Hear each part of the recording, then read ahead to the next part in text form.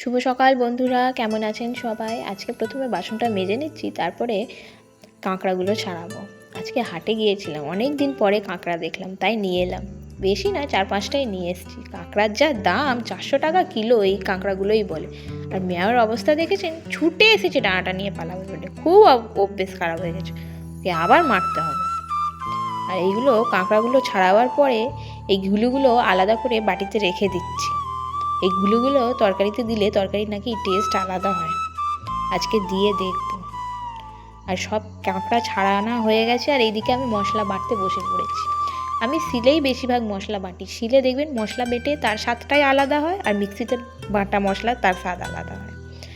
এইদিকে কড়াতে তেল দিয়ে দিয়েছি, তেলটা গরম হোক তৎক্ষণ আমি এই কাঁকড়াতে নুন হলুদ মাখিয়ে নিচ্ছি। একসঙ্গে সব ভেজে নেব। কাঁকড়াগুলো অল্প অল্প করেই ভাজতে হবে, মাছের মতন অত কড়কড়ে করে না ভাজলেও চলে। কোনো রকম একটু তেলে নেড়ে চেড়ে অর্ধেক সিদ্ধ হয়ে গেলেই নামিয়ে নিতে হয়। কাঁকড়াগুলো সব এক এক করে দিয়ে দিলাম, আর ভাজা হয়ে যাওয়ার সঙ্গে সঙ্গেই এই থালায় তুলে রেখে দিয়েছি।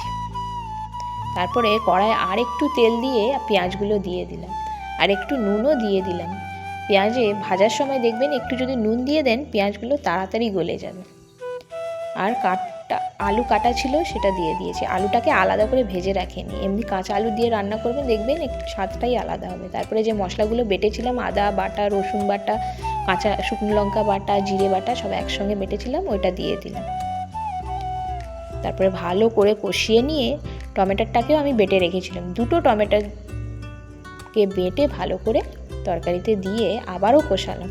তারপরে লঙ্কা গুঁড়ো, হলুদ গুঁড়ো, ধনে গুঁড়ো, নুন দিয়ে আর ওই ভাজা কাঁকড়াগুলো দিয়ে ভালো করে নেড়ে তরকারিতে জল দিয়ে ফুটিয়ে নিলাম। আর এইদিকে দেখুন তরকারিটা মাখো মাখো হয়ে গেছে, আর আমি কড়াই ঢেলে নিয়েছি।